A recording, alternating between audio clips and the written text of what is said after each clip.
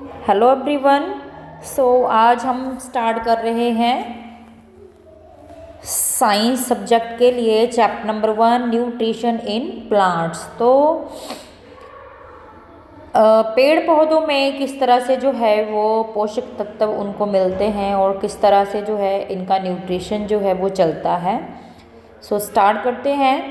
In class 6 you learn that food is essential for all living organisms. तो आपने देखा होगा कि क्लास 6 में आपने पढ़ा है कि जो ऑर्गेनिजम्स होते हैं, जीव जंतु, तो उनके लिए बहुत एसेंशियल होता है, खाना जो है बहुत एसेंशियल होता है।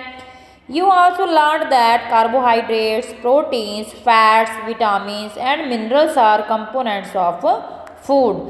तो आपने ये भी सीखा कि जो कार्बोहाइड्रेट्स हैं, प्रोटीन्स हैं, फैट्स हैं, विटामिन्स हैं एंड मिनरल्स, तो ये खाने के जो हैं ये कंपोनेंट्स होते हैं। These components of food are called nutrients and are necessary for our body. तो ये जो कंपोनेंट्स आप देख रहे हैं ये खाने के होते हैं, खाने में जो भी कंपोनेंट्स होते हैं, और ये न्यूट्रिएंट्स होते हैं बॉडी के लिए। किसी भी बॉडी के लिए, कोई ऑर्गेनिज्म है वो जैसे कुछ खा रहा है, चाहे एनिमल ही है, प्लांट्स हैं, तो इनको न्यूट्रिशन तभी मिलेगा जब जो है इनको सारे जो न्यूट्रिएंट्स हैं वो मिलेंगे। All living organisms required food. तो सभी जो लिविंग ऑर्गेनिजम्स हैं उनको खाने की ज़रूरत पड़ती है।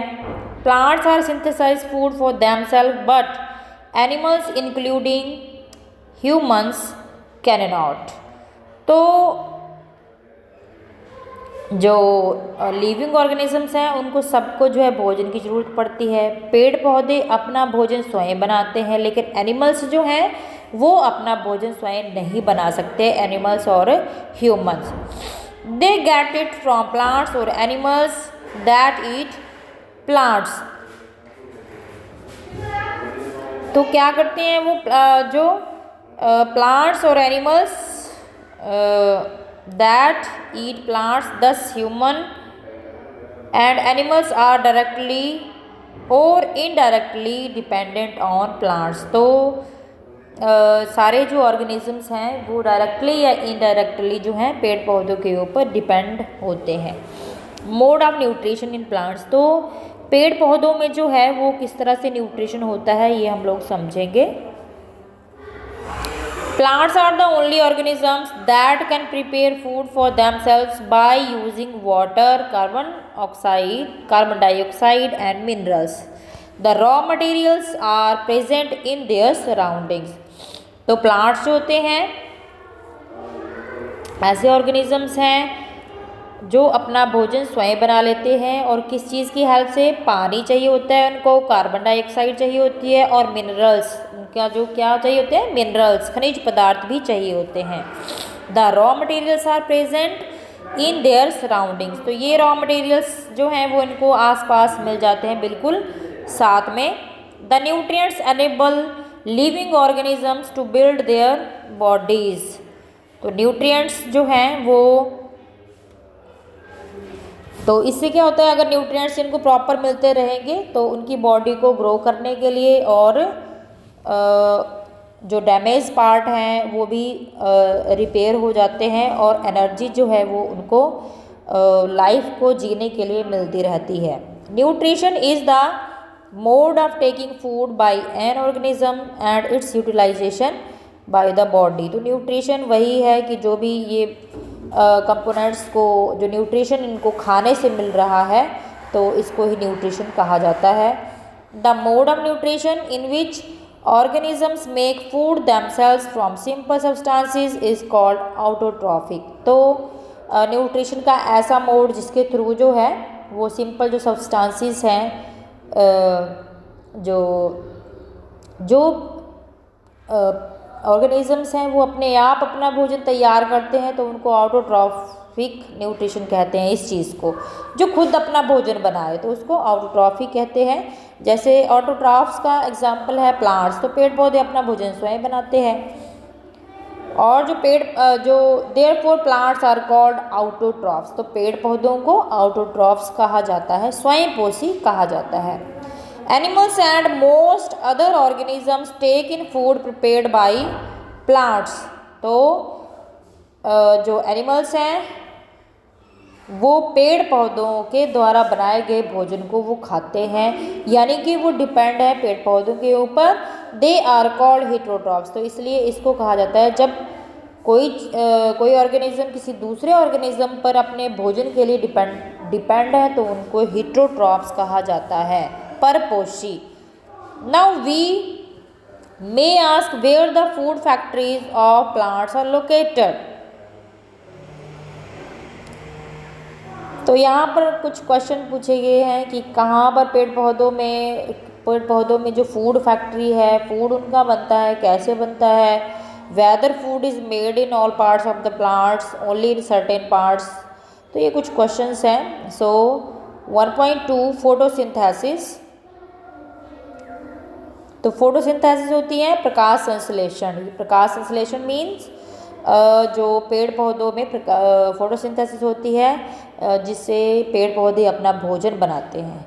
Leaves are the food factories of plants. तो यहाँ से हमें पता चलता है कि जो पत्तियाँ हैं पेड़ पौधों की वो फूड फैक्ट्रीज हैं। Therefore all the raw materials must reach the leaf. तो जो भी रॉ मटेरियल है इसको तैयार करने के लिए तो वो पत्ती तक पहुँचता है। Water and minerals present in the soil are absorbed by the roots and transported to the leaves। तो पानी और मिनरल्स जो हैं मिट्टी से वो ऑब्जर्व होते हैं रूट्स के थ्रू और ट्रांसपोर्ट किए जाते हैं, पत्तियों में पहुंच जाता है ये जो मिनरल्स हैं। और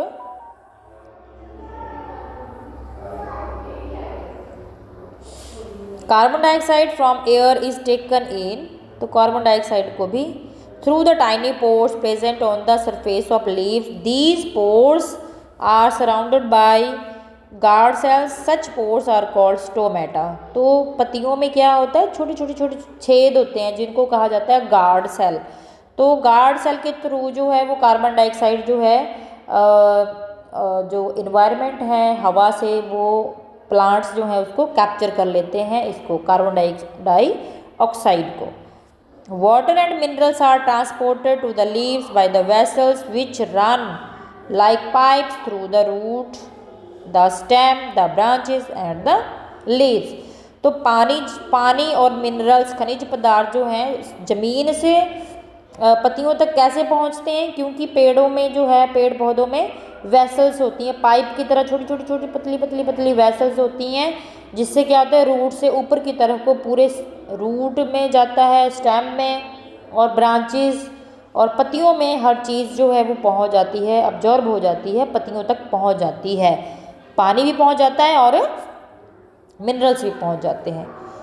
दे फॉर्म अ कंटिन्यूअस पाथ और passage for the nutrients to reach the leaf. They form a continuous, तो लगातार एक पैसेज होता है, चला रहता है और जिसके थ्रू जो है ये चीज़ें, ये कंपोनेंट्स जो हैं वो लीफ तक पहुंचते हैं। For the nutrients to reach the leaf they are called vessels. You will learn more about transport of materials in plants in chapter number 11। तो चैप्टर नंबर 11 आएगा, उसमें आप बहुत अच्छे से जो है इस चीज़ को अंडरस्टैंड करेंगे।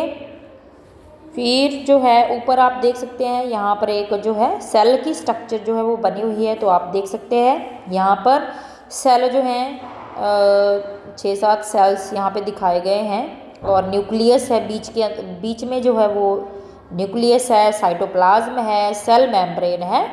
तो सेल की स्ट्रक्चर, एक सेल के बारे में बताया गया कि सेल क्या है। You have seen the buildings are made of bricks. तो आपने जो है एक बिल्डिंग को देखा होगा जो ईंटों से बनी हुई है। Similarly the bodies of living organisms are made of tiny units called cells. तो आपने देखा होगा कि जैसे ईंटों से बनी होती बिल्डिंग, वैसे ही हमारी बॉडी जो है और ऑर्गेनिजम्स हैं जैसे एनिमल्स हैं, प्लांट्स हैं, तो इनमें भी सेल्स होते हैं, छोटे यूनिट्स होते हैं, उनको सेल बोला जाता है। तो यहाँ आप साथ में देख सकते हैं ये सेल की स्ट्रक्चर बताई गई है। Cells can be seen only under the microscope. तो सेल जो हैं हमेशा ही माइक्रोस्कोप के अंडर देखे जा सकते हैं। Some organisms are made of only one cell, तो कुछ ऐसे ऑर्गेनिज्म होते हैं सिर्फ सिंगल सेल होता है, उनमें कोई ज़्यादा बड़े बहुत नहीं होते, single cell.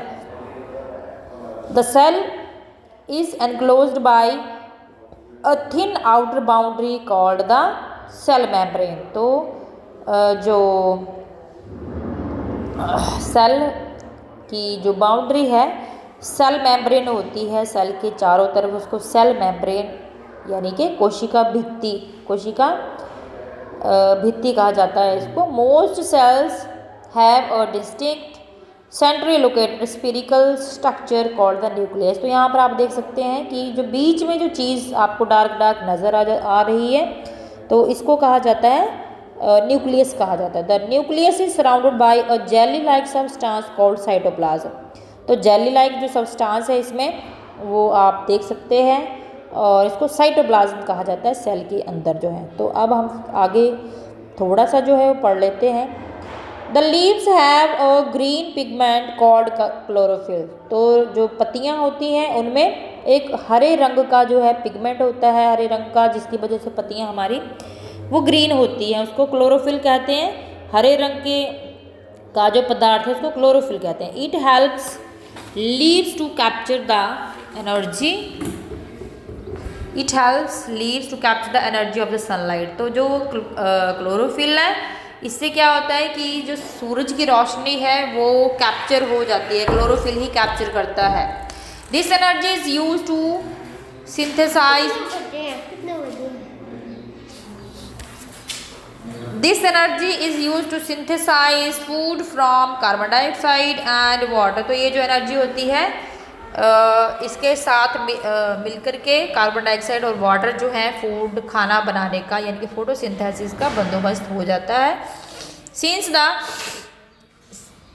Synthesis of food occurs in the presence of sunlight. तो ये आपको पता होना चाहिए कि कभी भी पेड़ पौधों में जो है वो सनलाइट में ही जो है फोटोसिंथेसिस जो है वो संभव है। पेड़ पौधों में जो प्रकाश संश्लेषण होता है, भोजन बनता है, तो सिर्फ सनलाइट में, सूरज की रोशनी में।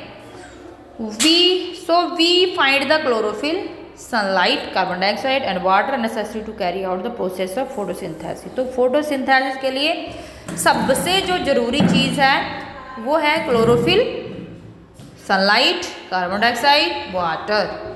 It is a unique process on the earth. ये बिल्कुल अलग सी प्रोसेस है, यूनिक प्रोसेस है पूरी धरती के ऊपर। The solar energy is captured by the leaves and stored in the plant in the form of food.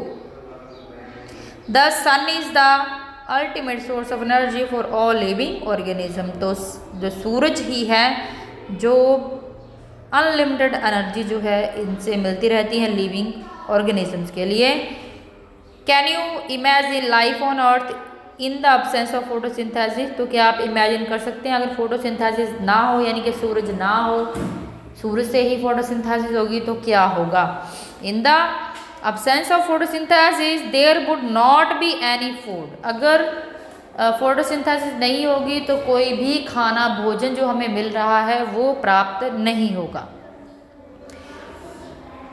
The survival of almost all living organisms directly or indirectly depends upon the food made by the plants besides oxygen which is essential for the survive।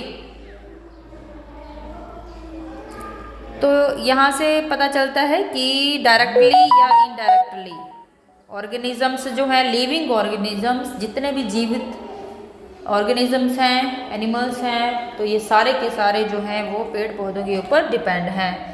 Besides oxygen which is essential for the survival. तो oxygen तो है ही, plant से ही oxygen मिलती है, हमें आपको पता ही होना चाहिए, पत्तियों से जो है वो ऑक्सीजन रिलीज होती रहती है और ऑक्सीजन हमारे जीवन का आधार है। एंड सो आज के लिए इतना ही। तो थैंक्स फॉर वॉचिंग।